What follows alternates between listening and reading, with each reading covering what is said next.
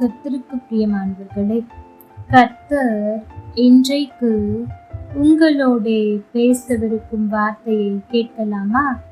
யாத்ராகமம் 16ஆம் அதிகாரம் 20ஆம் வசனம்.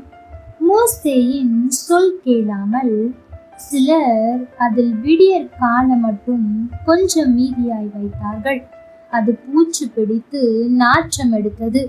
அவர்கள் மேல் மோசே கோபம் கொண்டான். எனக்கு பிரியமான தேவ பிள்ளைகளே, இஸ்ரவேல் ஜனங்கள் வனாந்திரத்தின் வழியாய் நடந்து வந்த போது ஆண்டவர் ஒவ்வொரு நாளும் அவர்களை மன்னாவினால் போஷித்தார். அந்த மன்னா அதிகாலை வேளையிலே பெய்யுமா. அது ஒவ்வொரு குடும்பத்திற்கு எவ்வளவு தேவையோ அவ்வளவு எடுத்துக்கொள்ள வேண்டும் என்பதுதான் ஒரு கட்டளையாக இருந்தது. அப்படி இருக்கும்போது ஒவ்வொருவர் குடும்பத்திலும் எடுக்கிற மன்னா அவர்களுக்கு போதுமான அளவு எடுக்க வேண்டும் என்று சொல்லப்பட்டிருந்தது. ஆனால் ஒரு சிலர் இங்கே சொல்லுகிறார்கள், அடுத்த நாளைக்கு என்று எடுத்து வைத்தார்களாம். அதாவது மோசே சொல்லுகிறார், ஒவ்வொரு நாளும் உங்கள் தேவைக்கு எடுத்து வையுங்கள். இந்த நாள் ஓய்வு நாளுக்கு முந்தைய நாள் மாத்திரம் அடுத்த நாளைக்கும் சேர்த்து எடுத்துக்கொள்ளலாம் என்று சொல்லுகிறார். அவர்களில் சிலரோ மோசேயின் சொல்லை கேட்கவில்லை என்று வேதம் சொல்லுகிறது. சிலர் முதல் நாளே நாளைக்கு ஒருவேளை மன்னா பெய்யாமல் விட்டுவிட்டால் என்ன செய்வது என்று சேர்த்து எடுத்து வைக்கிறார்கள். நடந்தது என்ன தெரியுமா? அது விடியற் காலம் மட்டும் அதை வைத்திருந்தார்கள். பூச்சி பிடித்து நாற்றம் எடுத்தது என்று வேதம் சொல்லுகிறது. எனக்கு பிரியமான தேவ பிள்ளைகளே, இது எதை குறிக்கிறது தெரியுமா? முதலாவது கீழ்ப்படியாமையை குறிக்கிறது. இரண்டாவது அவ்விசுவாசத்தை குறிக்கிறது. ஏனென்றால் மோசே சொல்லுகிறார், இன்றைக்கு உங்களுக்கும் உங்களுடைய வீட்டில் உள்ளவர்களுக்கும் எவ்வளவு தேவையோ அவ்வளவு மாத்திரம் எடுத்துக்கொள்ளுங்கள் என்று சொல்லுகிறார்.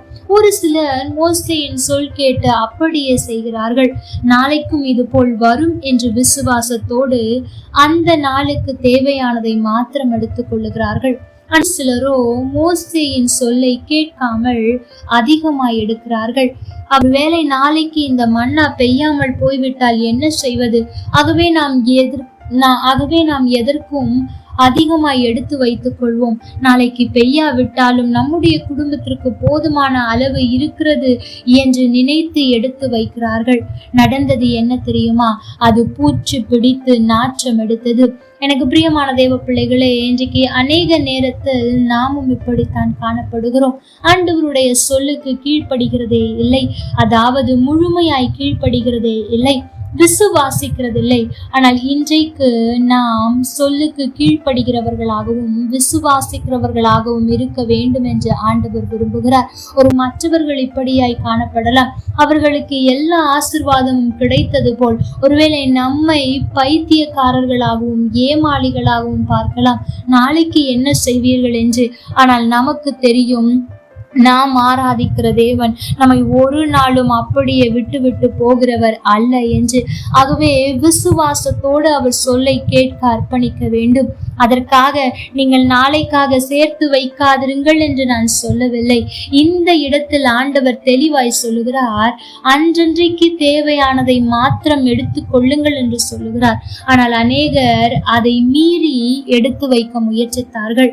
அதனால் அவர்களுடைய வீடுகளில் நாற்றம் எடுத்தது மாத்திரம்தான் மிஞ்சினது. ஆனால் நமக்கு ஆண்டவர் சில ஆலோசனைகளை கொடுத்திருக்கிறார். நீங்கள் சேமித்து வையுங்கள் என்று. அதை அவர் நடத்தியும் காண்பித்திருக்கிறார். பப்பம் 2 மீனை ஆண்டவர் 5000 பேருக்கு போஷித்ததற்கு பின்பு சீடத்தில் மீதம் இருக்கிற 12 கூடைகளை எடுத்து வையுங்கள், சேர்த்து வையுங்கள், அது தேவைப்படும் என்பதாக வேதத்தில் காணப்படுகிறது. எனக்கு பிரியமான தேவ பிள்ளைகளே, இந்த இடத்தில் ஆண்டவர் சேமிக்க வேண்டாம் என்று சொன்னால் நம்மிடத்தில் அதை சொல்லவில்லை. சேர்த்து வைப்பது அவசியம். ஆனால் அவற்றுக்கும் மேலாக ஆண்டவருடைய வார்த்தைக்கு கீழ்ப்படிவதும் அவரை முழுமையாய் விசுவாசிப்பதும் மிக மிக அவசியம். ஆகவே இந்த நாளில் நாம் ஒப்பு கொடுப்போம். ஆண்டவரே, நீர் என்ன சொல்லுகிறீரோ அதன்படியே செய்வேன், அதையே விசுவாசிப்பேன் என்று. நிச்சயம் கர்த்தர் நம்மை ஒரு நாளும் வெட்கப்பட்டு போக விட மாட்டார். கர்த்தர் தாமே உங்களோடு கூட இருந்து உங்களை ஆசீர்வதிப்பாராக. ஆமென்.